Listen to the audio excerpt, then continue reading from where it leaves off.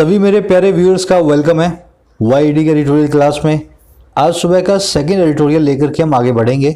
Long whole ahead इसका title है। जो लोगों को इकोनॉमिक एडिटोरियल्स पढ़ने की बहुत इच्छा होती है उन्हीं के लिए इन एडिटोरियल्स को मैं ले रहा हूँ। इसमें प्योर इकोनॉमिक जो है ना डेटा उसको कैसे समझना है ये हम सीखेंगे। आप पढ़ते हैं ना वो इंडस्ट्रियल इंडेक्स है वो 20% गिर गया 10% चढ़ गया, तो ऐसे आर्टिकल्स को कैसे पढ़ा जाता है आप मेरे साथ सीखेंगे। आगे बढ़ने से पहले बता दूं ग्रामर है, वोकैबुलरी है, कॉम्प्रिहेंशन है, तीनों चीज़ें इस सेशन के अंदर आपको मिक्स मिलेगी। बस करना आपको क्या है, पूरी वीडियो को फोकस के साथ एक सीटिंग में देखना है। नए आए हो चैनल पे तो ज़रूर से सब्सक्राइब करना। चलो आइए कुछ नया सीखते हैं।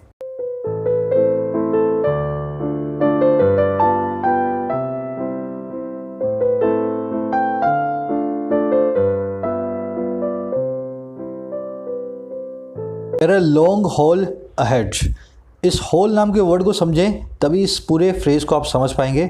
लॉन्ग मतलब लंबा, होल का मतलब होता है किसी चीज़ को ढोना।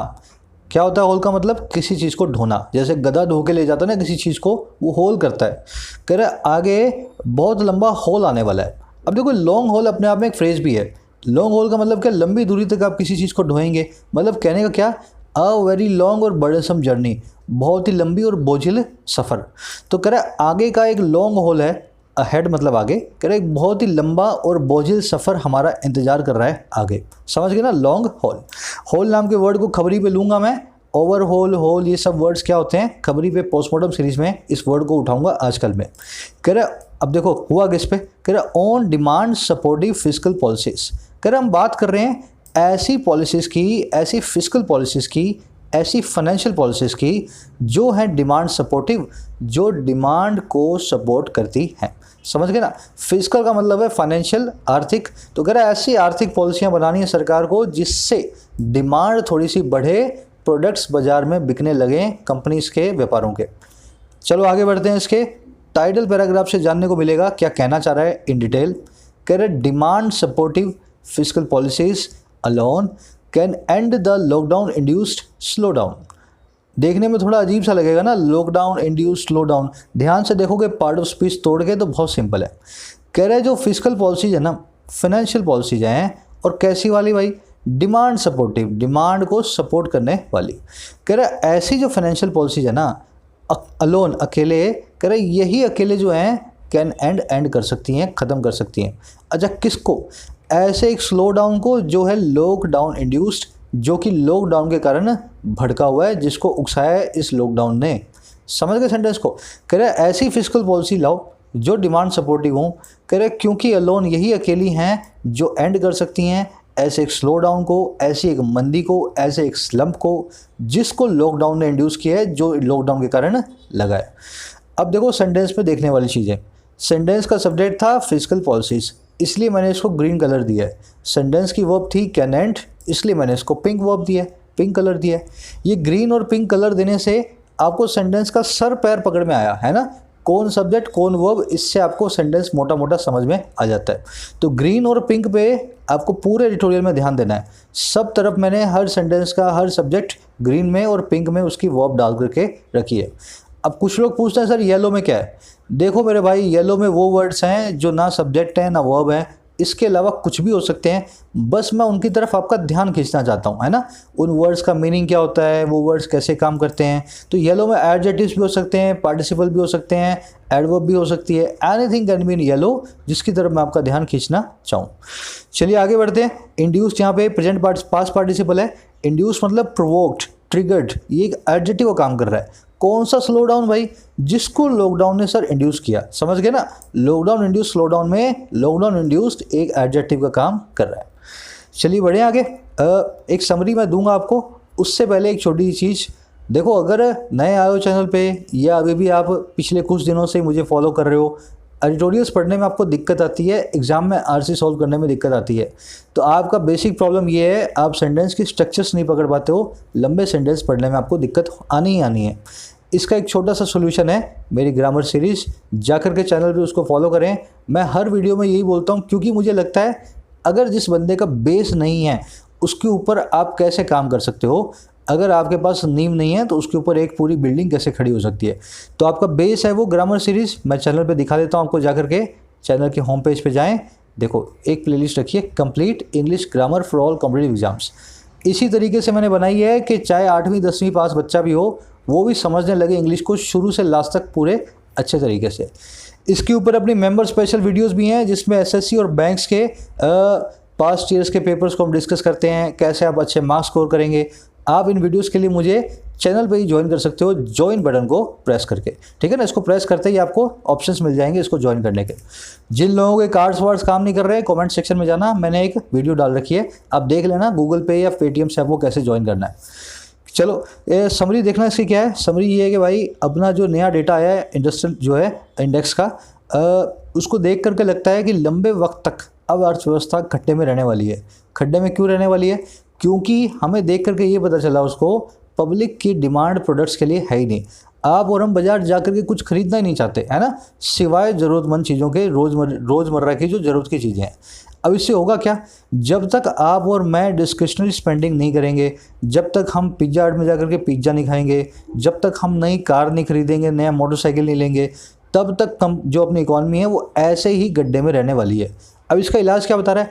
कह रहा है आप फिस्कल पॉलिसी ऐसी निकालना अब अगले साल से पब्लिक को खर्चा करने से, है ना, फुर्सत ही ना मिले। मतलब पब्लिक ऐसे पूरा निश्चिंत होकर के खर्चा करे कि चलो टैक्स वैक्स तो बहुत कम लगेगा, इतना खर्चा करे कि फिर से डिमांड जो है सपोर्ट में आ जाए, फिर से अर्थव्यवस्था जो है स्लो डाउन जो है ख़त्म हो जाए। समझ गए ना? तो कह रहा है ऐसी पॉलिसियाँ बनाओ सब लोग खर्च करने लगें, सारी डिमांड फिर से रास्ते पे आए और स्लो डाउन हो जाए ख़त्म। तो ये आज इसकी समरी मैंने आपको सिंपल हिंदी में बताई है ना, बिल्कुल देसी भाषा में। इसको आप कोशिश करें कमेंट सेक्शन में लिख के डालने की। आज की टोन है सजेस्टिव, सजेस्ट कर रहा है, एक छोटा सा आपको सजेशन दे रहा है, सजेस्टिव टोन। शुरू करें। कह रहे factory output continued to contract in July, albeit marginally slower than in June, reflecting the depressed economic conditions as the pandemic rages on. कह रहे हैं फैक्ट्री का जो आउटपुट है, आउटपुट का मतलब क्या होता है? उत्पाद, हिंदी बोलते हैं उत्पाद, हिंदी बोलते हैं उत्पाद। तो कह रहा है फैक्ट्रीज का जो उत्पाद है, जो प्रोडक्ट बन के फैक्ट्रीज से आ रहे हैं, वो क्या है? कंटिन्यूड रहे, वो जारी रहे। और क्या होना? कॉन्ट्रैक्ट होना, सिकुड़ना। और कब? जुलाई के अंदर। तो अगर फैक्ट्री के, हमारे देश के कारखानों से निकलने वाले जो प्रोडक्ट्स हैं वो जारी रहे, उनका सिकुड़ना मतलब उनकी मात्रा, उनकी क्वांटिटी कम होना जारी रहा जुलाई के अंदर। कह रहे कैसे? कह रहे ऑलबिट, हालांकि थोड़ा सा स्लोवर, थोड़ा सा कम, बजाय किसके मुकाबले? देन इन जून, जून के मुकाबले। तो जुलाई में जो कॉन्ट्रैक्शन आया वो जून के मुकाबले थोड़ा सा हालांकि कम है। अब देखो ये काम हुआ कैसे? ये जो पूरा काम हुआ ना कंटिन्यू होने का, ये हुआ रिफ्लेक्ट होते हुए, दिखाते हुए, रिफ्लेक्शन देते हुए उस डिप्रेस्ड, उस दबी हुई इकोनॉमिक कंडीशंस की। अच्छा, और कैसे? जैसे जो पैंडमिक है वो रेज ऑन होती है, गुस्से गुस्से में आगे बढ़ती है। देखो मैंने पीस बाय पीस तोड़ा है, अब इसको मैं पूरा एक साथ ट्रांसलेट करता हूँ तब आपको समझ में आएगा।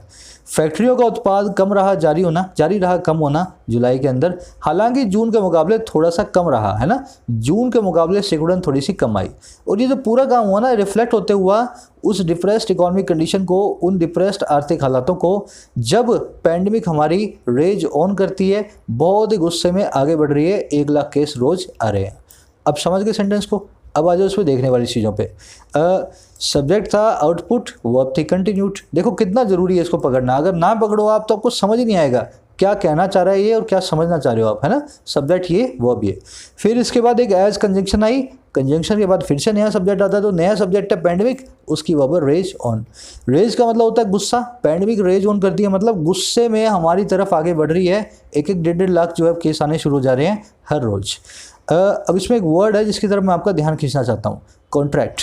ये वर्ड कन्फ्यूजिंग होता है, मैं जानता हूँ, क्योंकि इसके 3 मीनिंग है, एक नहीं 3 मीनिंग। पहला है किसी चीज़ का सिकुड़ जाना, दूसरा है किसी से कोई कॉन्ट्रैक्ट कर लेना, किसी से एग्रीमेंट कर लेना, तीसरा है एक इलनेस को पा लेना, किसी बीमारी से जो है इन्फेक्टेड हो जाना। एक ही वर्ड 3 काम, देख लेना। My sweater contracted after a wash, मेरी स्वेटर कॉन्ट्रैक्ट हो गई, सिकुड़ गई एक धुलाई के बाद। अब यहाँ पे स्वेटर ने किसी से एग्रीमेंट नहीं किया, स्वेटर को कोरोना नहीं हुआ, स्वेटर तो सिकुड़ गया है, स्वेटर की बात हो रही है तो कॉन्ट्रैक्ट सिकुड़ने की बात कर रहा है। अब दूसरा देखो, we contracted with the company to market our products, हमने कंपनी से कॉन्ट्रैक्ट किया, करार किया, एग्रीमेंट किया कि हमारे प्रोडक्ट्स को वो एडवर्टाइज करे, मार्केट करे। अब यहाँ पे कॉन्ट्रैक्ट का मतलब किसी का सिकुड़ना या किसी बीमारी का पाना नहीं है, एक एग्रीमेंट की बात हो रही है। ही कॉन्ट्रैक्टेड द वायरस, अब देखो उसने वायरस को कॉन्ट्रैक्ट किया, ना तो उसने वायरस से कोई एग्रीमेंट किया है, ना वो वायरस के सामने सिकुड़ गया है, उसने वायरस को अपने ऊपर ले लिया है, मतलब इन्फेक्टेड हो गया इस वायरस से। तो कॉन्ट्रैक्ट का मतलब है किसी इलनेस को पा लेना। अब आप बिगिनर हो तो आपकी बड़ी कन्फ्यूजन होगी, सर मैं कैसे बताऊंगा कौन सा वर्ड कैसे काम हो रहा है रीडिंग से। ये मैंने आपको मसाला दे दिया है, एक वर्ड 3 तरह से काम करता है कॉन्ट्रैक्ट। अब आप जिंदगी में इस कॉन्ट्रैक्ट वर्ड को कहीं भी देखोगे तो 3 में से एक ही काम कर रहा होगा। आप 10 बार इस वर्ड से इनकाउंटर हो जाओ 1 महीने में, 2 महीने में, फिर आपको देखते ही पता लग जाएगा कहाँ पे कैसा काम कर रहा है। बस यही रेसिपी है टॉपर्स की, आपको रीड करना है जितना आप कर सकते हैं। सारा मटेरियल मैं आपको दूंगा यहाँ पे कैसे कौन सा वर्ड काम करेगा। चलो आगे बढ़े, इसको भी खबरी भी ले लेंगे कॉन्ट्रैक्ट को आजकल में, आप समझ जाना।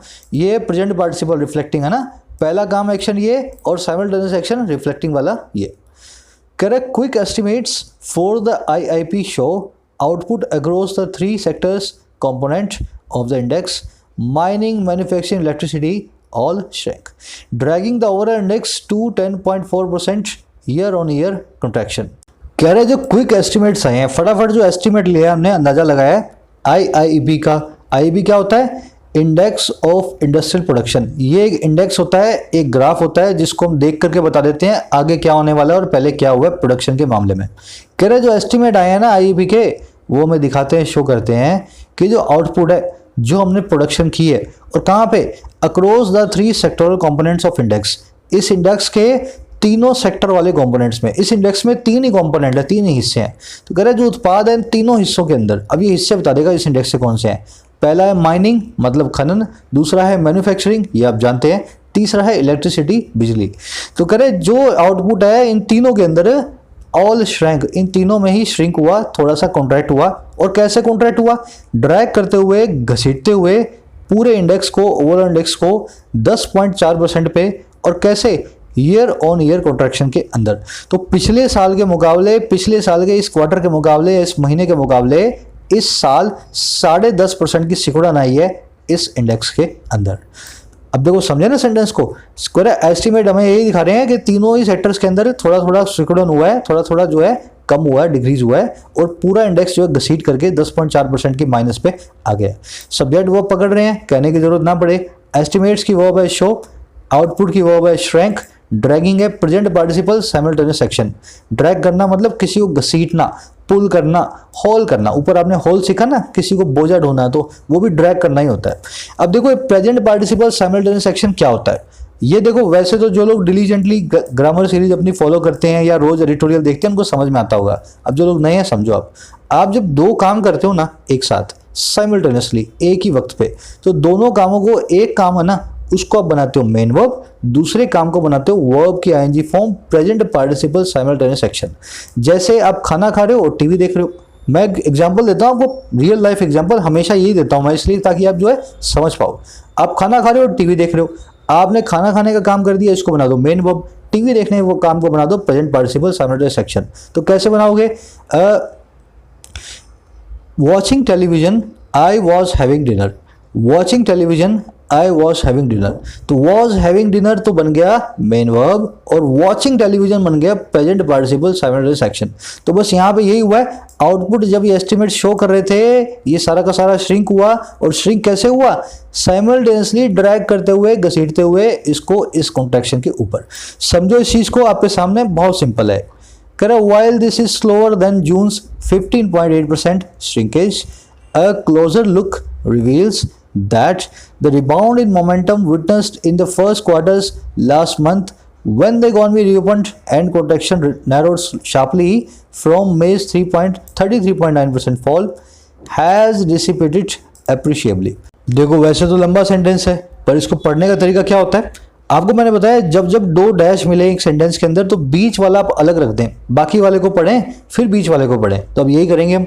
करें जहां वाइल ये है स्लोअर, ये है धीमा, बजाय किसके, देन जून के 16%, 15.8% की श्रिंकेज से। तो जून में जो सिकुड़न आई है उससे थोड़ा कम है जुलाई के अंदर, कह रहे जहां पे ऐसा है। आगे हुआ क्या, कह रहे क्लोजर लुक जो है ना, एक नज़दीकी जो अगर हम नज़र मारे हैं, एक पैनी नज़र मारे हैं, रिवील वो करती है दैट वो ये कि जो रिबाउंड आया है, जो रिवाइवल आई है, जो फिर से जान फूंकने का काम आया है मोमेंटम में, हमारी रफ्तार में।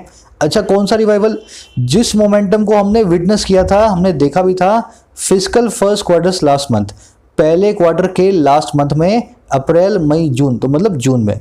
कह रहे जो रिवाइवल आया है, अब देखो इसको बीच वाले को मैं छोड़ रहा हूं, हैज डिसिपेटेड, वो हो गया डिसिपेट, वो हो गया गायब।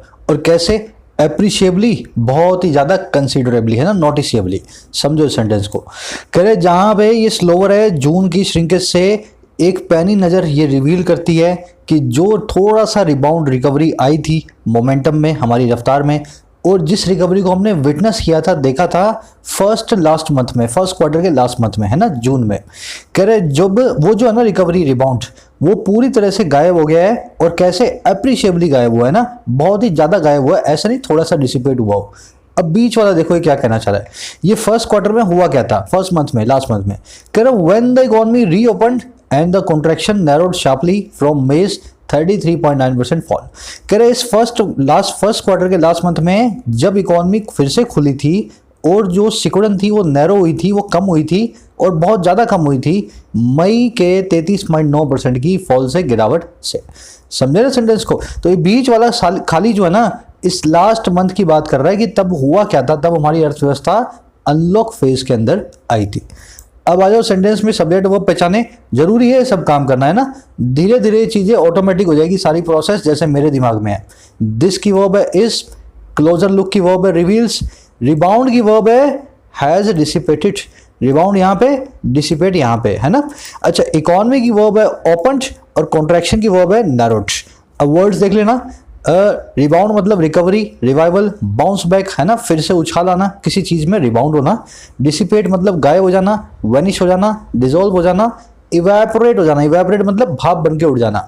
एप्रिशिएबली मतलब बहुत ज्यादा हो, जो ग्रेटली हो, नोटिसेबली हो, कंसिडरेबली हो, उसको कहते हैं एप्रिशिएबल, है ना। चलो आगे बढ़े। कह रहे the most telltale sign of this flattening is the more than halved pace of growth in the solitary use-based industrial activity of the IIB's 6 product groups, in which output had turned positive in June। कह रहे सबसे बड़ा tell tell sign होता है निशान, tell tell होता है जो टेल को टेल करे, जो कहानी को बयान करे। तो कहानी को बयान करने वाला, पूरी बात को समझाने वाला जो सबसे बड़ा साइन है ना, इस पूरी गिरावट को दिखाने वाला जो सबसे बड़ा संकेत है, और किसका, इस फ्लैटनिंग का। फ्लैटनिंग मतलब कर्व का, ग्राफ का ऊपर नहीं हो रहा, अब अपना ग्राफ बिल्कुल वैसा का वैसा ही खड़ा है, तो फ्लैटन हो गया।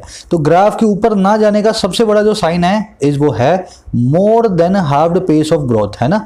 जो रफ्तार है ग्रोथ की, जो पेस ऑफ ग्रोथ है वो मोर देन हाफ्ड है। हाफ का मतलब किसी चीज का आधा हो जाना, मोर देन मतलब आधे से भी कम हो जाना।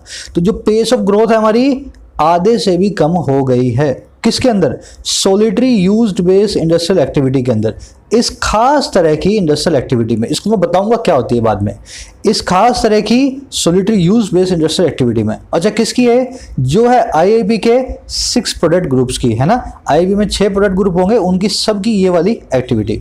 अच्छा कौन सी ग्रुप के, कौन सी एक्टिविटी है, कह रहा है इन विच, जिसके अंदर output had turned positive in June, जिसमें उत्पाद जो है पॉजिटिव टर्न हुआ था जून के अंदर। तो जून में हम पॉजिटिव थे, जुलाई के अंदर इन सोलिटरी यूज बेस्ड एक्टिविटीज के अंदर हम नेगेटिव के अंदर आ गए।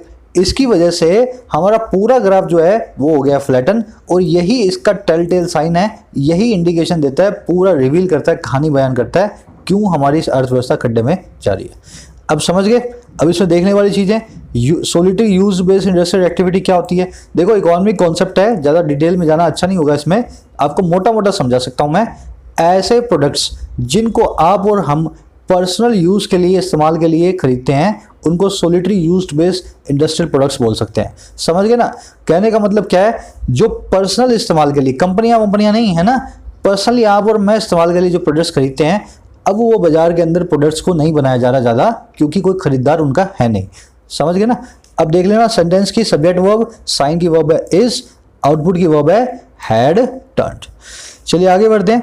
Correct, growth in consumer non durables it includes essential house hold consumers slid back to 6.7% from the preceding month's 14.3%, betraying the abiding weakness in the private consumption spending. अब जो हमने ऊपर सीखा ना, वही लाइन को एक पूरा जो मैंने आपको बताया ना, वही चीज समझा रहा है आपको। कह रहा है जो ग्रोथ है, विकास है कंज्यूमर नॉन ड्यूरेबल्स में। अब ये नॉन ड्यूरेबल्स क्या होते हैं? ऐसी चीजें जो ड्यूरेबल नहीं है, 2 दिन 5 दिन 10 दिन के अंदर आप खरीद करके खत्म कर देते हो।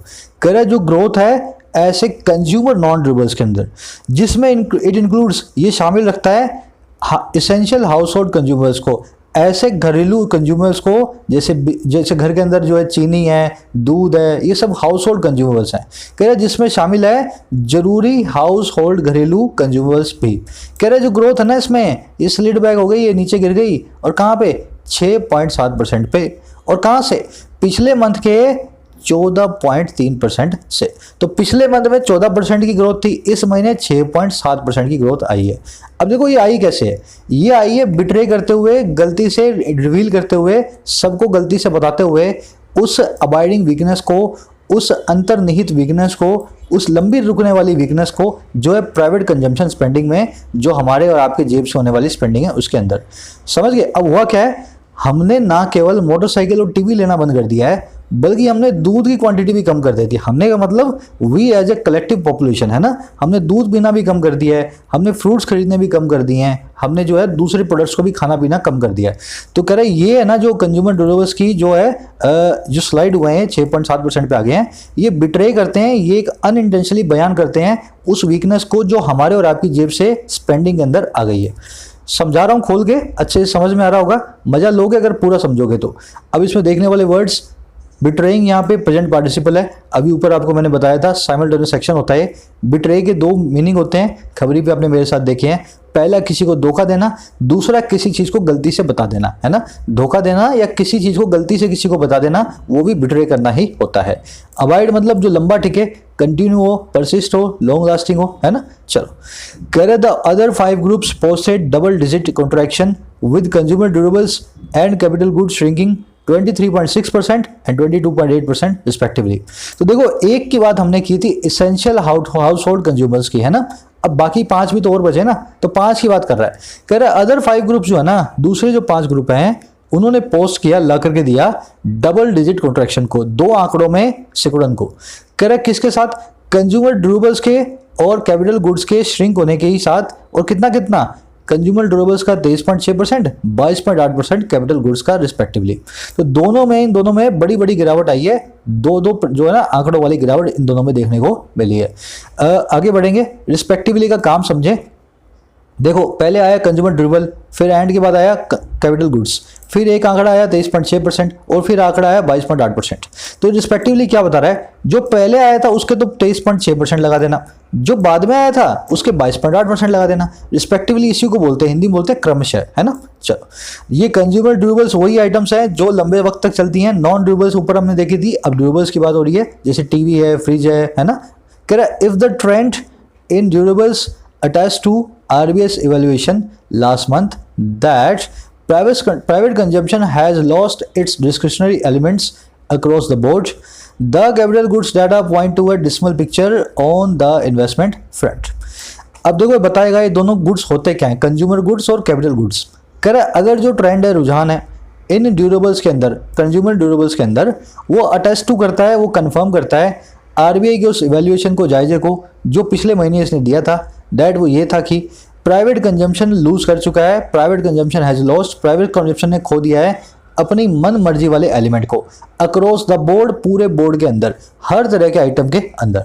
कह रहा अगर ऐसा है, अगर ये ट्रेंड इस चीज को अप्रूव करता है आरबीआई की वैल्यूएशन को, तो कह रहा है जो कैपिटल गुड्स का डेटा है ना, जो मशीनरी इक्विपमेंट जैसे गुड्स हैं, उनका जो डेटा है वो पॉइंट टू करता है एक बहुत ही काली पिक्चर को, डिसअपॉइंटमेंट वाली तस्वीर को, इन्वेस्टमेंट के मोर्चे पे, निवेश के फ्रंट के ऊपर। तो कंज्यूमरेबल गुड्स जो हैं वो कम हो गए हैं। इसका आरबीआई का भी यही कहना था कि पब्लिक के पास डिस्क्रिशनरी एलिमेंट अब नहीं बचा है, मन मर्जी से हम कोई खर्चा नहीं करते हैं, बहुत जरूरत होती है तभी कोई चीज लेंगे, एसी की जगह कूलर लेके आएंगे, है ना। पहले क्या होता था, चलो एसी लगा देते हैं हर रूम में, अब ऐसा है एसी को करो बंद, हर रूम में कूलर रख दो। तो मन मर्जी से अब कोई स्पेंडिंग हम नहीं करते हैं। यही कंज्यूमर ड्यूरेबल्स का जो ट्रेंड है, आरबीआई की इसी एलिमेंट को, इसी जो है ना इवैल्यूएशन को अटेस्ट टू करता है, कंफर्म करता है। और जो कैपिटल गुड्स में जो गिरावट आई थी, मशीनरी और प्लांट्स, बड़ी बड़ी चीज़ों के अंदर जो गुड्स होते हैं उनके अंदर जो गिरावट आई थी, उसको देख के लगता है कि कोई भी इन्वेस्टमेंट नहीं करना चाह रहा है। मशीनरी खरीदोगे तभी नया बिजनेस शुरू होगा, समझ गए ना। तो इस तरह से दोनों चीज़ों को ये खोल करके बता रहा है। आगे बढ़े। डिस्क्रिशनरी वर्ड को नोट कर लेना, अनप्लैंड हो, मन मर्जी वाला हो, डिसमल मतलब डिसअपॉइंटमेंट भरा हो, ग्लूमी हो, सोम्बर हो, ब्लीक हो, है ना। कह रहे with demand staffed companies operating their factories well below capacity, there is little indication that the protracted quarter slump in this key sector which encompasses the plants and machinery that manufacturers order when expanding or starting new ventures is anywhere close to reversing momentum। लंबा sentence है, इसको छोटे छोटे piece करके पढ़ेंगे। के साथ ही, with के साथ ही, डिमांड की भूखी कंपनियों के ऑपरेट करने के साथ ही। डिमांड भूखी मतलब इन कंपनियों के प्रोडक्ट की कोई डिमांड ही नहीं है बाजार में, सारी कंपनियां ऐसे वेली बैठी हैं, प्रोडक्ट बना के कोई खरीदने वाला नहीं है। कह रहे के साथ ही ऐसी डिमांड की भूखी कंपनियों के ऑपरेट करने के साथ ही, है ना। और कैसे, उनकी फैक्ट्रीज को ऑपरेट करने के साथ ही बहुत ही नीचे उनकी कैपेसिटी से। कैपेसिटी है 5000 बनाने की, बनाते हैं दिन में 500, क्योंकि वो भी लेने वाला कोई बाजार में है नहीं।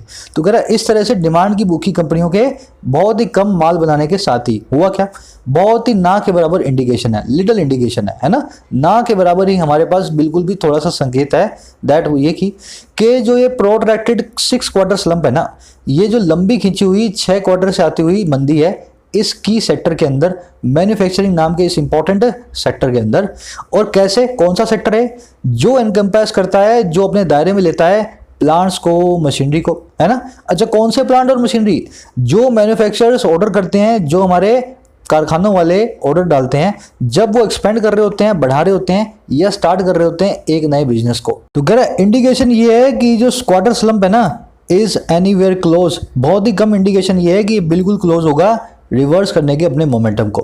तो ये 6 महीने का जो स्लंप आ रहा है, 6 क्वार्टर से जो हम लगातार मंदी देख रहे हैं, हमारे पास ना के बराबर इंडिकेशन है, थोड़ा सा भी निशान नहीं आ रहा इस तरह का कि ये बिल्कुल भी किसी तरह से क्लोज है अपने मोमेंटम को, अपनी रफ्तार को रिवर्स करने पे। मतलब ये आगे ही बढ़ेगा, फिर से पीछे मुड़ करके पॉजिटिव टेरिटरी में नहीं आने वाला है। समझ गए ना आप सेंटेंस को, पीस बाय पीस सारे वर्ड्स मिला लेना, सब्जेक्ट वर्ब के साथ में, है ना। प्रोट्रैक्टेड मतलब लंबा खिंचा हुआ, लिंगरिंग, लेंथी, सस्टेन्ड, है ना, एक्सटेंडेड, वो सबके सब होते हैं प्रोट्रैक्टेड। स्लंप मतलब मंदी, एनकम्पास मतलब अपने दायरे में ले लेना, इंक्लूड कर लेना, कंटेन कर लेना, इनकॉर्पोरेट कर लेना, कंप्राइज कर लेना, इनकैप्सुलेट कर लेना, ये वर्ड बहुत अच्छा है, इनकैप्सुलेट, है ना, अपने दायरे में ले लेना। वेंचर होता है नया बिजनेस, है ना, वेंचर। चलिए इसमें ग्रामर कॉन्सेप्ट है छोटा सा अपना, वैसे तो मैं आपको फटाफट बता दूंगा, आपको समझ में आ जाएगा। ये क्लोज टू के बाद में रिवर्सिंग मोमेंटम आया, यहाँ पे मोमेंटम एक नाउन है, रिवर्सिंग एक एडजेक्टिव है। फिर भी क्लोज टू के बाद में आप नाउन की जगह कभी कभी जिरंड देखेंगे, तो टू के बाद में तो वर्ब की फर्स्ट फॉर्म आनी चाहिए ना, वर्ब की फर्स्ट फॉर्म नहीं आ रही, है ना। कॉन्सेप्ट ये है, वर्ब की फर्स्ट फॉर्म कुछ फ्रेजेस के बाद नहीं आती है, क्योंकि उन फ्रेजेस में टू जो है ना, टू वो इन्फिनेटिव का पार्ट नहीं होता, वो एक प्रपोजिशन होता है। अब इसका तरीका क्या है, सर कौन से फ्रेज में आएगी, कैसे पता लगेगा कब लगानी है कब नहीं लगानी। तो मेरे भाई एक सीधा सा तरीका है इसका, मैंने फ्रेज आपके सामने लिख दी है, ये 50 ही हैं, 20-21 तो हम जो है रोज जो है करते हैं ना, तो नोट डाउन कर रखे हैं मैंने, जैसे जैसे और आ रहे हैं मैं नोट डाउन इस लिस्ट में करता जा रहा हूँ, ठीक है ना। तो ये अभी मैंने 20-22 तो आपके सामने लिखे हुए हैं। हैबिचुअल है, एडमिट है, क्रिटिकल टू है, रिसोर्ट टू है, एडिक्टेड टू है, यूज टू है, अपोज टू है, अप्रोच टू है। इन सब में टू के बाद में आप या तो नाउन लगाएंगे या जिरंड लगाएंगे, वर्ब की फर्स्ट फॉर्म कभी नहीं आएगी, ठीक है ना। वी आर हैबिचुअल टू, अब आगे मान लो लिखना हो लिव लाइक दिस, अगर ऐसा सेंटेंस हो, we are habitual to live like this, ये सेंटेंस गलत है। टू के बाद में वर्ब की फर्स्ट फॉर्म नहीं आएगी, यहाँ आएगा लिविंग लाइक दिस, समझ गए ना। तो इनके बाद में या तो नाउन आएगा, और अगर वर्ब आ रही है तो उसकी आईएनजी फॉर्म जिरंड आएगा। तो इस सब फ्रेजेस को आप नोट करें, साफ साफ लिखें, इन पे बहुत सारे क्वेश्चंस बनते हैं इन सभी फ्रेजेस के ऊपर, है ना। इनके बाद में हमेशा आपको इसी तरह से ट्रीट करना होता है, नाउन या जिरंड लगा के। अब आज का अपना क्विज भी इन्हीं फ्रेजेस के ऊपर बेस्ड है। देखो फ्रेज तो आपको मैंने सिंपल बता दिए, क्विज सिंपल नहीं है। थोड़ा सा कॉम्प्लिकेटेड है, आपको दिमाग लगाना पड़ेगा, है ना। एक जो है प्रेपोजिशन एक से ज़्यादा ऑब्जेक्ट भी ले सकती है अगर बीच में एंड कंजंक्शन आ रही हो। तो आपको सारे ऑब्जेक्ट देखने हैं इन टू प्रेपोजिशन के, जीरेंड या नाउन है या नहीं। डालो क्विज के क्वेश्चंस को कमेंट सेक्शन में, मेरे आंसर भी आपको मिल जाएंगे। पुराने भी सभी आंसर्स मैंने अपडेट कर दिए हैं, किसी भी वीडियो के आप जाकर के देख सकते हैं। चलिए आगे बढ़े। कह रहा है electricity generation however provide some relief with the contraction narrowing to 2.5% in July from June's 10%। Simple सा सेंटेंस है। कह रहा बिजली का जो प्रोडक्शन है, जनरेशन है, उसने हाउएवर हालांकि प्रोवाइड किया है थोड़ी सी राहत को, और किसके साथ ही मिली है राहत? कॉन्ट्रैक्शन के नैरो होने के साथ ही मिली है, सिकुड़न के कम होने के साथ ही मिली है। अब आ गई है 2.5% पे जुलाई में, जून के 10% से। तो अब सब घर में, अब क्या है, वो कारखाने वगैरह खुल गए हैं, तो पहले इलेक्ट्रिसिटी हमारी जो है कंज्यूम नहीं हो रही थी, पर अब थोड़ी सी ज़्यादा कंज्यूम होने लगी है। तो 10% की गिरावट जून से आई थी, अब जुलाई में आई है खाली 2.5% की गिरावट। कर a deeper look at the 23 सब categories of manufacturing shows that only tobacco products and pharmaceuticals posted expansions in July, with the latter benefiting from the increased global demand for medicines including generic drugs in the wake of the pandemic। कह रहा है एक गहरा look, एक closure निगाह, है ना, एक अच्छा जो है अंदर घुस करके अगर निगाह मारें 23 सब कैटेगरीज पे मैन्युफैक्चरिंग की, तो कह रहा है एक लुक जो है ना शो करती है, हमें दिखाती है दैट वो ये कि महज टबाको प्रोडक्ट्स और फार्मास्यूटिकल्स ने पोस्ट किया एक्सपेंशन को। खाली इन दो कैटेगरीज ने 23 में से अपना फैलाव दिखाया जुलाई के अंदर, है ना, आगे थोड़ी सी ग्रोथ दिखाई। और कैसे? करे विद द लेटर, बाद वाले के, लेटर मतलब बाद वाला, तो टबैको पहला वाला, फार्मास्यूटिकल बाद वाला, तो करे बाद वाले के बेनिफिट होने से ही, फार्मास्यूटिकल के जो है फायदा उठाने से, और किसका? इंक्रीज्ड ग्लोबल डिमांड का, बढ़ी हुई वैश्विक मांग का। और किसके लिए? मेडिसिन के लिए, दवाओं के लिए, जिसमें शामिल है जेनरिक दवाएं, सस्ती दवाएं। और कब? In the wake of the pandemic, इस पैंडेमिक के पीछे पीछे, इस पैंडेमिक के बाद। तो करे डीपर लुक यही बताती है टबैको और फार्मास्यूटिकल में थोड़ी सी ग्रोथ आई है। अब टबैको में क्यों आई है इसने नहीं बताया, है ना, फार्मास्यूटिकल का बता रहा है। कह रहा है जो लेटर है ना वो उसको बेनिफिट हुआ है सारी दुनिया में दवाइयों के डिमांड के कारण, इस पैंडेमिक के पीछे पीछे, इसके आने के बाद। समझ गए सेंटेंस को? डीपर लुक की वर्ब शोज टबैको और pharmaceutical posted in the wake of का मतलब होता है फॉलोइंग या आफ्टर, है ना, फॉलोइंग या आफ्टर। कह रहे the manufacturing of pharmaceuticals, medicinal chemicals and botanical products climbed 22% in July, making it the solitary product to post an expansion of 1.8% over April to July।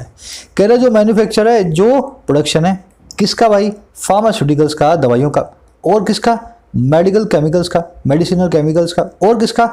Botanical products का। कह रहे इन तीनों का जो मैन्युफैक्चर है, इनका तीनों का जो प्रोडक्शन है, क्लाइम कर गया, चढ़ गया 22% जुलाई के अंदर। और कैसे चढ़ा भाई? ये साइमल्टेनियसली मेक करते हुए, बनाते हुए, इसको अकेला ऐसा प्रोडक्ट जिसने पोस्ट किया है एक एक्सपेंशन, एक ग्रोथ को 1.8% की इस अप्रैल से जुलाई के क्वार्टर के ऊपर। तो खाली एक ही प्रोडक्ट है दवाइयाँ, जो पिछले क्वार्टर से इस क्वार्टर के अंदर थोड़ी सी ऊपर आई हैं, 22% चढ़ गई हैं जुलाई के अंदर। बड़े आगे सिंपल है भी, देखो ज़्यादा कुछ इसमें घुसने का नहीं। मेकिंग यहाँ पे प्रेजेंट पार्टिसिपल साइमल्टेनियस सेक्शन है, क्लाइम मेन वर्ब है, साइमल्टेनियस वर्ब है मेकिंग, सोलिटरी मतलब अकेला। Correct textile and garments manufacturing employment intensive segments shrunk to 14.8% and 20.8% respectively।